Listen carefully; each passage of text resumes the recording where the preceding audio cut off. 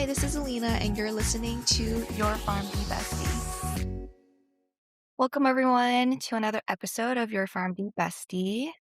Today, we are going to have a special guest talk about NAPLEX and CPJE studying tips. So, today's topic will be introduced by the question of you've graduated pharmacy school. Now what? Today, I'm excited to have a good friend of mine come on to the podcast to talk about preparing for pharmacy board exams. He was the first person I thought about to talk about this topic with because I would trust literally no one other to walk me through how to study appropriately for an exam, whether that was during pharmacy school or even for my own board exams. So I'm introducing David Nguyen. I'll have him introduce himself, where he's from, and where he currently is for residency. Yeah. Hey, everyone. Like Alina said, my name's David. I went to pharmacy school with Alina at UCSF. I'm currently a PGY1 at San Francisco, at Zuckerberg San Francisco General in San Francisco. And I'll be starting a PGY2 in psychiatric pharmacy at LA County Department of Mental Health next year. Super excited to be on her podcast, to be sharing some insights on this topic, because I know how stressful it can be. It's the last obstacle to overcome before you really start your careers after finishing pharmacy school. And for many of you, it's the first step in continuing your long, fruitful careers. So I know it's overwhelming. I want to be here to help break it down to something that's more palpable and to help set you up for success. Thank you for your introduction, David. So we'll first dive into the NAPLEX specifically. NAPLEX, which stands for North American Pharmacist Licensure Examination, is 225 question multiple choice computerized exam, and you have typically 6 hours to complete it. And generally, the whole purpose of it is to test your competency in pharmacy. The process to apply can be time consuming. So, my recommendation is to start the application process as soon as you get your PharmD degree. And you have up to 5 times to pass the NAPLEX, but keep in mind that following the third time, you do have to wait until the following year. So, three chances within a year before you can take the exam again. And you also have to wait for the additional reprocessing time to get the authorization to test, which is 45 days from your last exam date. So, for someone starting off, David, how do you recommend studying for the NAPLEX? Yeah, the test is super long, so there's a lot of material to cover. I would definitely recommend someone starting early, maybe 2 or 3 months out of before your anticipated test date, and start really mapping out what your study schedule will look like in advance. For most of us, or for those of you that are planning to go into residency, you basically have about a month and a half, 2 months from the end of graduating pharmacy school to starting residency. So with that schedule, it'll keep you on track, break down the areas in which you need the most help and like front load in the beginning and just keep you on track as you make it through the entire book. There's a lot of different, I guess, exam prep programs that either your pharmacy school offers or that are just available for students to purchase. And I definitely recommend sticking to just one because if you're bouncing back between multiple different programs, it might be really hard to not only get used to the consistent testing, the ways that they test you, but also be very overwhelmed by how much material that you're going through. Yeah, I definitely agree with that. For UCSF, they had us use RX Prep. I know some of my prior co-residents used past NAPLEX, and I've also had people ask me which one I recommended, but I think if 90% of our class was able to use RX Prep and pass, I think it's pretty solid resource. And as David said, you don't want to overwhelm yourself. So definitely agree with that. Yeah, I don't have a lot of experience as to what the other programs look like, but from my personal experience, I think the way the RX Prep formulates their test bank questions is pretty true to how NAPLEX ends up being. And I felt like some of the questions from RX Prep seemed harder than the actual NAPLEX. So that's my recommendation to go with that. But as you're going through the program, there's a lot of different chapters and materials. So definitely go through all the various disease states that they have, complete all the practice problems for each disease state as you go along, and make sure you take notes of all the questions that you get incorrect, because those might be the areas that you're struggling with when it comes to the real exam. Yeah, for me, I found it helpful to at least keep repeating the incorrect questions that I got, and you can kind of manage what type of questions you want when you formulate or create an exam on RX prep. So that was really nice. And if you're able to keep repeating the ones you get incorrect until you really get them all correct, then I mean you probably know the material pretty well. So that was kind of how I went through the test bank questions for RX prep. Yeah, good advice that I got from a lot of people and sources that I read on Reddit is for each chapter that you're doing, you want to try to aim for at least 70%, at least on RX prep. And in that case, once you hit 70%, you can feel at least competent and sufficient that your knowledge in that area is good. You're not going to get everything right, but for the most part, that means your baseline is high enough to hopefully answer all the questions that you get, or most of the questions that you get. I guess the next thing to talk about is how did you go about organizing what you studied? I can touch on that a little bit. For that, as you mentioned at the beginning, creating like a study schedule, there are certain chapters or topics that are, I guess you could call them like high yield. So there may be more of the bread and butter, but you know that they're probably going to test you on it. So that could be like anticoagulation, HIV, hypertension, ID, which is, I think, almost like separated into 4 different sub-chapters in the RX prep book. So those are really long chapters, but they're also probably more high yield, but it would also mean that you would wanna spend more time or a lot more time to study for those. So let's say, like, if you were to create a calendar or schedule, for it, maybe a lot, like 4 days to complete the ID chapter, whereas for, a chapter like, let me think, IBS, you could spend, like, maybe half a day studying that. And then once you have your schedule down, again, like, going through it, following that schedule closely to keep you on track and accountable. Am I missing anything? I think that's how I approached it. Yeah, I think that's a good way to start formulating where to start first. I think what's more difficult is where do I go after I've already hit all the high yield stuff? Because you're still left with maybe half the book of material. And so in that case, I'd probably say to start prioritizing chapters and disease states that you might be less familiar with. You didn't learn it too deeply in class, or you just didn't have an appy rotation in them. So it might just have been a while since you learned or read this material. And so using those chapters as maybe the next chunk of material to cover after the high yield ones would make sure that you're more likely to catch gaps in your clinical knowledge and you're covering material that you are less familiar with more early on than punting that towards the end of your studying where you might need a little bit more repetition. So that's how we would go about like formulating like the subject you're going to study, but the thing to know is it's so easy to very much like passively study, just read the book, take in all this information. It's like 1,000 pages, like super hard to even know if it's kind of entering your mind or if you're noting anything in particular. So I would highly recommend trying to be as active as possible when you're studying. Like, take notes on the most key important information, take notes on things that you didn't know or forgot.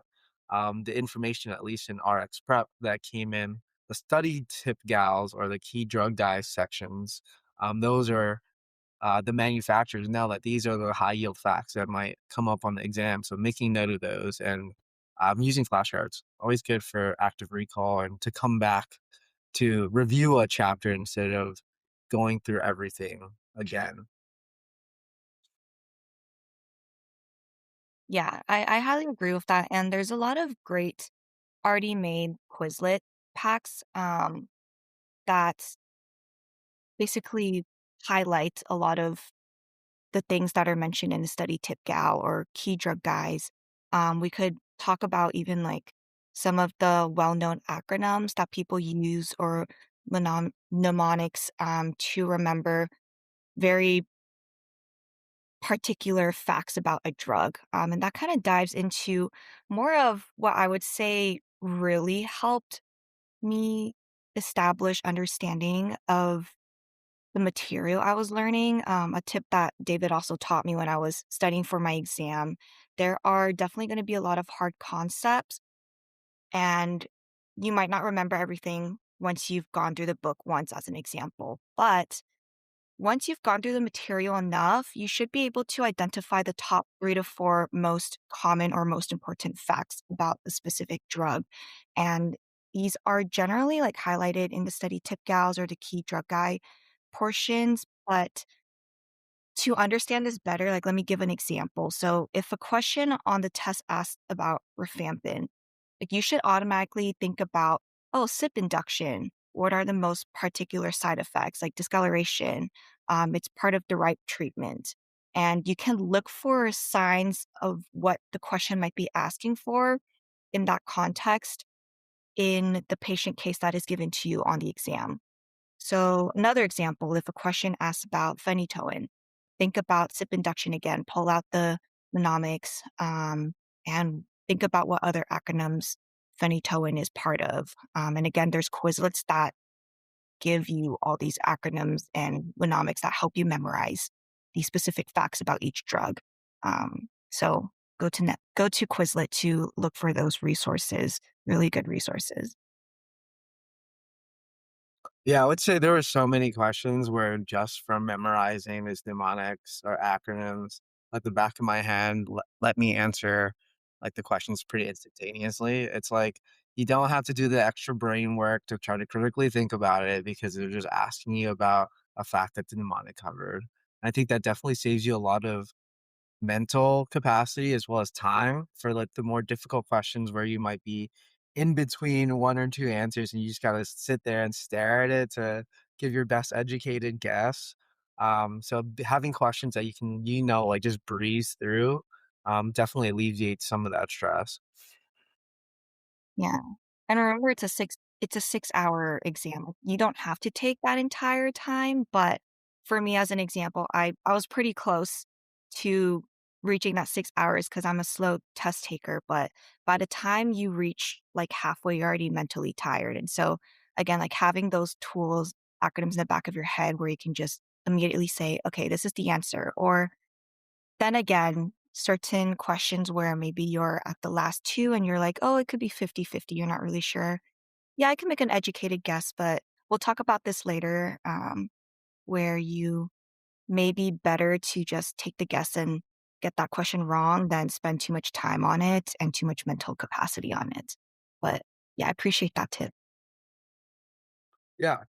Um, Another thing I wanted to talk a little bit about that relates more to studying the exam and not just studying the material on the exam is thinking about as you go through the practice questions, looking at how the cases are formulated, the type of information that most of them like to include, and looking for trends in either the labs, reported side effects, or just specific patient information that they throw in there to help you really tease out what potential questions and answers that they're looking for. To give an example, when you're going through various cases and you see a pregnant woman of childbearing age, let's say, and I see them put an HCG and it's either positive or negative, and when it's positive, I can tell you that this question is most likely and say with like 80% certainty, at least one of them is gonna be asking about a medication that is either contraindicated in pregnancy or not the most efficacious in pregnancy. And so just knowing that these small markers are leading the question towards a specific direction help me instantaneously like reduce the possible answer choices to either one or at most two without even reading the whole case or question. Like, I would literally skip to the question after saying HCG, and I knew that, um, I knew what they were looking for. So, just keep in mind that this test has also been around for, like, so long, and they're testing a very core principle concepts in pharmacy.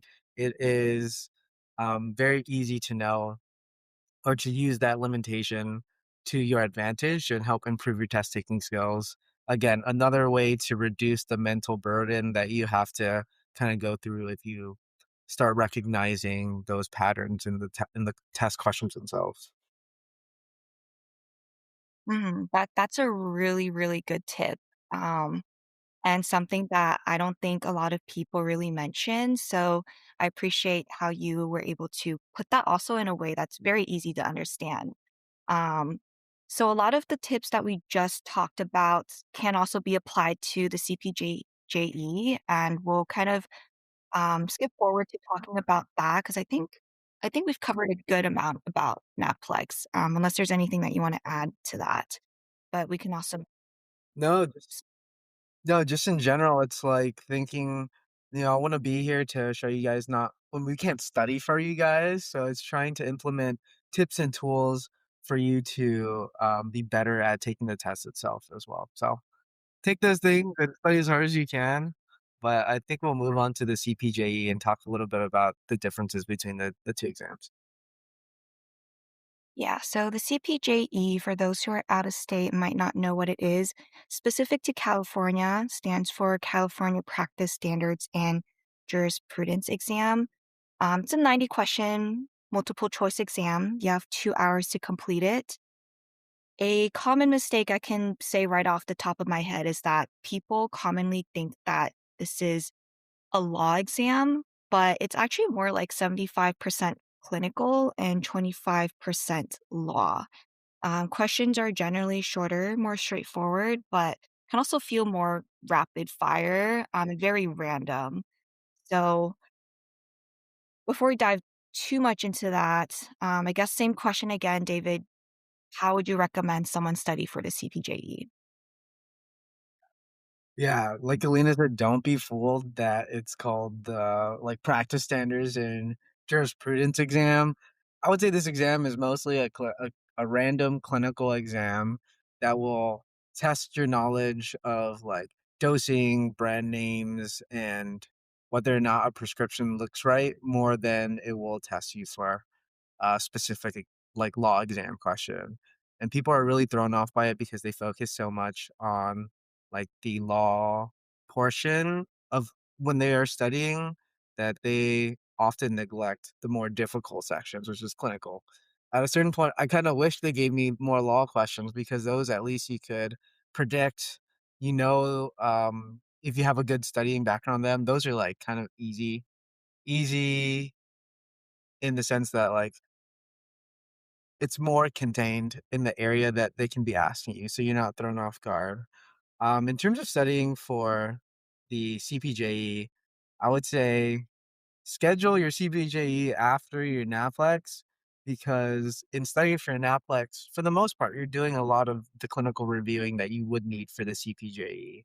Um, for the law portion of the CPJE, that's where you would use like either a supplementary material, such as like we used at UCSF, the RX Prep CPJE, like course and guide that was very similar to the NAPLEX um, studying program.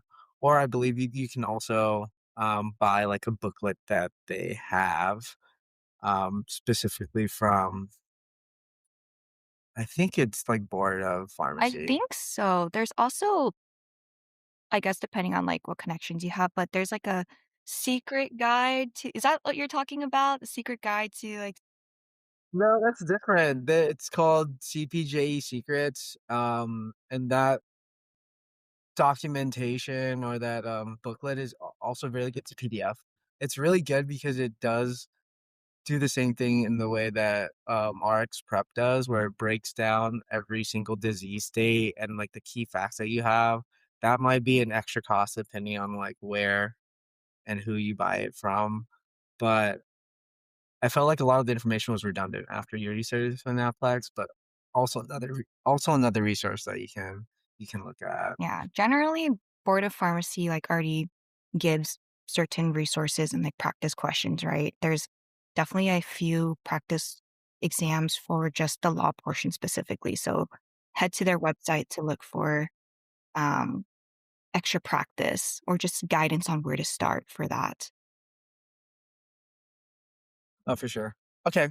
Yeah, I also think that a program like using RX Prep and going through all their test bank questions, I felt like were really good about asking specific scenarios to the point, even though it felt like redundant, it felt like any of the law questions that came up, be able to answer much more confidently and feel less shocked by. So again, having a resource that has a test bank questions, um, will stimulate kind of like the testing environment, the type of questions that they have.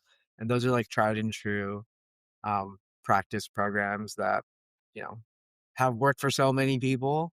So would probably go with the highest common denominator in that sense of just trusting that finishing those programs for the most part is sufficient in helping you get through the law stuff. Yeah, I definitely agree. And then something that's specific to CPJE as well. Unlike the NAPLEX, which you might see some brand name drugs, the CPJE is entirely brand name drugs. So as supplement as supplementary review, like know the brand names of, for example, like the top 300 drugs, top 500 if you have time, because again, it's very brand name specific. You could get like a really extremely random drug and be asked what the appropriate like dosage should be for that. And if you don't know what drug they're talking about, then you can't answer the question. So definitely that's like a very high yield tip. Know the brand names. Yeah, that's probably something you wouldn't do for the NAPLEX. So when transitioning for the NAPLEX from the NAPLEX to CBJ studying or even throughout your NAPLEX studying, I would sprinkle in some maybe daily or weekly practice of brand names. Because I know at least at UCSF we didn't focus too much on brand names. So there was a lot that was missing. And that's part of, I guess, the test taking strategy to build here, right? It's like you're not memorizing these brand names and all the mechanisms and everything that come across or that are related to it to get the answer right. You're memorizing these brand names to even give you a shot of answering the question. So, if your test taking skills and you're studying from the CP or NAPLEX is sufficient, even giving yourself a chance to make a better educated guess goes a long way, especially when it's 200 questions on the CPJE. And historically, a lot of people um, have a more difficult time passing the CPJE than the NAPLEX. Any other specific tips that you have for the CPJE? Yeah, I guess because it is a law exam, there are a lot of different, let's say, like situations that will impact your answer, like very, very detail oriented, like how long does an electronic prescription last or have to be stored versus how long does a paper prescription have to be stored.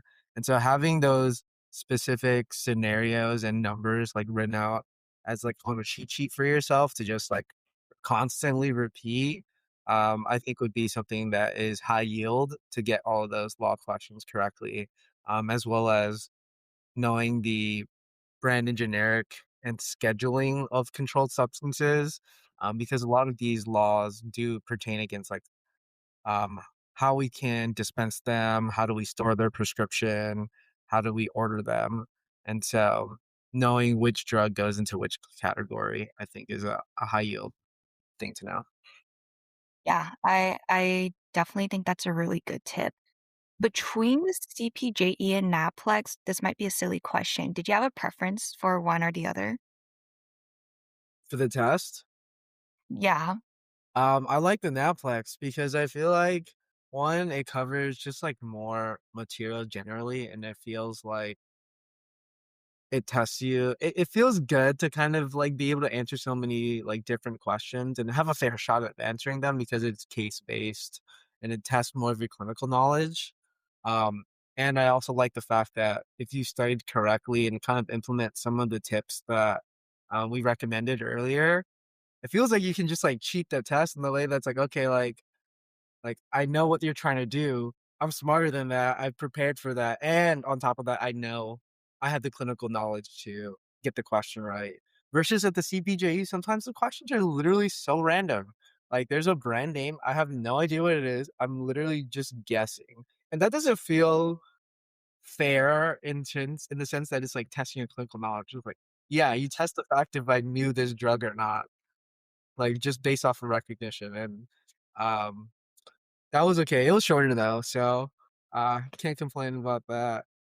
Yeah, I did like that it was shorter, but it definitely felt like Russian roulette, and I think it felt bad too because a lot of people coming in from out of state, like, we already struggle with the exam in state, but people out of state, like, so many people I knew came in, took the exam, were like, "Why was it, like, 75% clinical? I studied entirely law." I was like, "Yeah."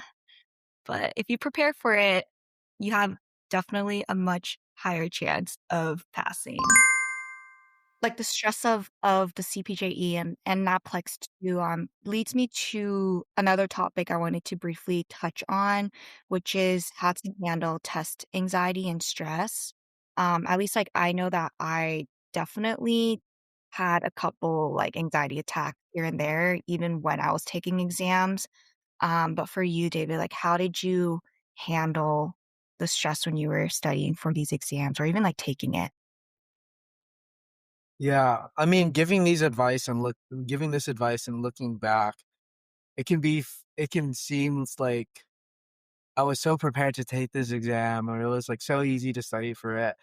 But in reality, I think hearing from, like, our upperclassmen about how difficult they've been having in terms of passing their boards, historically, our school's test rate is, like, trickling down or, like, stagnating, and maybe in reality is much more difficult to study, kind of puts a lot of pressure on you, especially going to residency and knowing if I don't pass, I have only a couple of times, like, a couple of more times to retake the test, or I have to juggle retesting while on top of residency.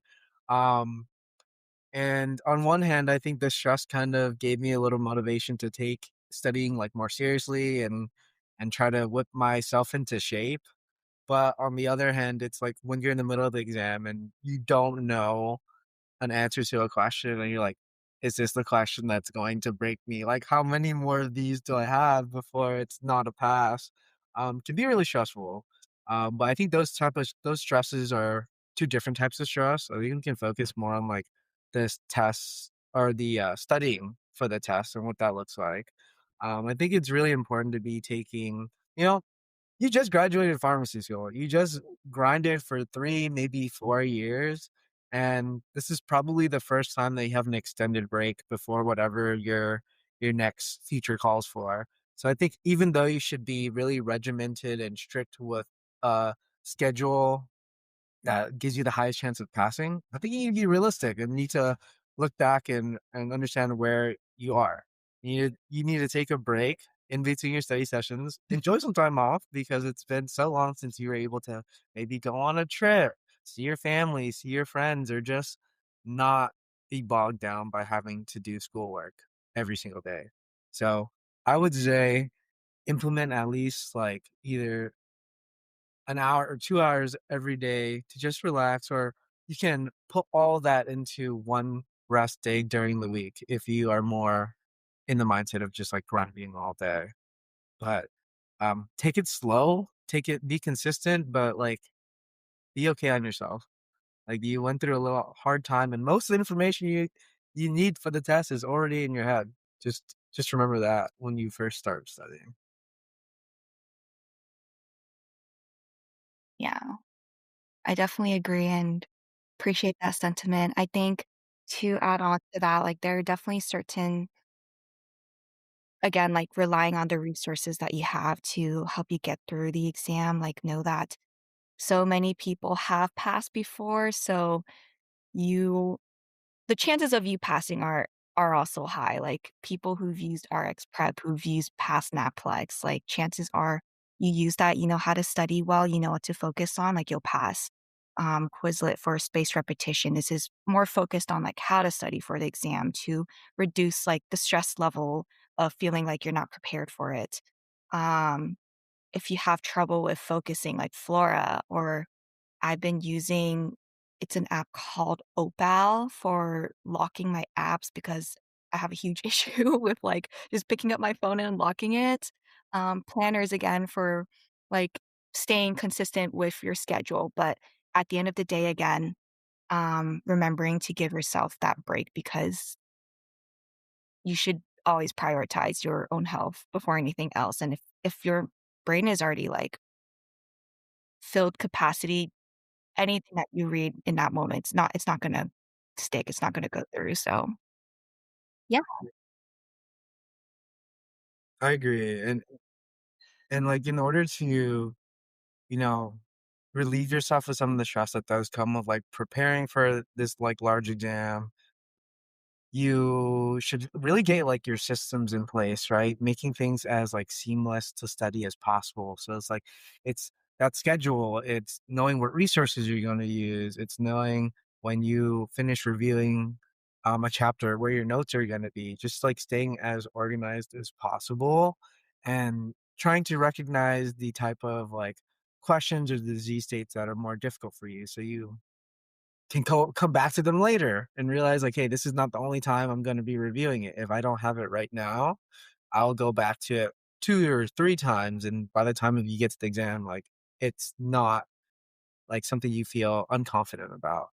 And transitioning to like from studying to before the test date, trying to simulate that test environment, right? With RX prep, you can make a lot of practice exams that you can basically be sitting there for 6 hours to just like take practice exams, move through the test, get used to the motions, the type of questions that they're asking. Um, and you can even practice with different like test taking strategies, right? Like, how quickly do I stare at this question before I move on? Do I try to just guess and then see if guessing in that save me more time later? And just practicing as often as you can what the testing environment looks like makes it a little bit less anxiety inducing when you're there. But once you get to that test and maybe your brain shuts off a little bit from the, like, anxiety or whatever else you might be feeling in the moment, the repetition, the muscle memory, the habits that you built while you were studying, those are the things that'll get you through the exam, and then, hopefully get you what you need to do. Mhm. Yeah, and to piggyback off of that, like, once you are in the exam, like, again, you will get some questions wrong or have to take, like, a 50-50 lucky guess, and that's okay, this is a minimum competency exam. You don't have to get every question right to pass. So just keep that in mind. And then with the CPJE specifically, I think they have like 10 or 15 questions in that exam that are considered practice questions. So they're testing out whether it's an appropriate question to include in the exam, possibly in the future, but it doesn't go towards your final score. So if you don't know something, like tell yourself, like maybe it is a practice question and just keep going. That's like all you can really do sometimes. Um, and yeah, any final tips? Now in terms of those random, like, testing questions that they have, you can kinda tell some of the questions are really, like, weird or just formatted in a different way that you maybe didn't see when you're doing your own, like, studying. Um, but it's okay to be a little delulu sometimes and say, "Hey, that question I just did, that was a practice." Anything you need to do to keep your confidence up for the 200 questions, I think is really important to try to do. Yeah. And honestly, like, again, this is why I invited David because, like, he mentioned that, and I'm like, I don't think I noticed anything off about any of the questions when I was taking CPJE. Like, I was just so focused on getting through it, but David's really good at, like, analyzing the exam, and so I think if you're able to develop skills like that, like, it's so great. Um Yeah, it's just I think it comes from really paying attention to what the questions look like when I was doing the practice questions, right? Just recognizing trends, because the more trends that you can recognize, the less your brain has to work. You can eliminate, like, whole answers, and I think that's why I kind of like standardized tests, because I like to see where they try to trick you with how they format it or the type of questions they ask. and maybe make it into a little game for yourself like I do in terms of like, yeah, you try to get me here, you're not gonna get it. I got it right. Um, so adds a little bit of flavor to this grilling exam that you're taking. Yeah, all good. We are at the end of the episode. So again, I hope you found this episode really, really insightful and helpful. I really appreciate David for taking some time out to give his advice and just be a great resource for everyone. Again, for future episodes, I'm here to answer any questions that you might have. I've already received some through social media, but keep sending those in so I can address those during the podcast or help you out separately. And I look forward to continuing to provide good episodes to you all. Thanks for tuning in. If you enjoyed this episode, again, subscribe, leave some reviews, follow us on social media. Thank you, everyone.